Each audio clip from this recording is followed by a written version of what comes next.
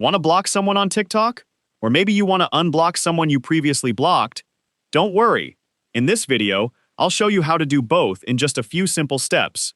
So, let's get started. First, open the TikTok app on your phone.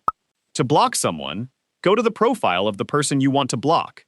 You can find their profile from your For You page, your followers, or by using the search option.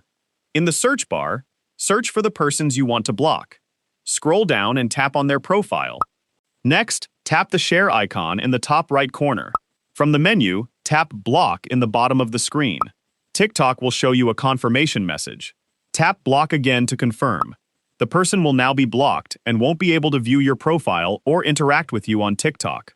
Now, let's see how to unblock someone. From the home screen, tap on Profile icon in the bottom right corner. Then, tap the three-line menu in the top right corner and select Settings and Privacy. Now scroll down and tap on Blocked Accounts.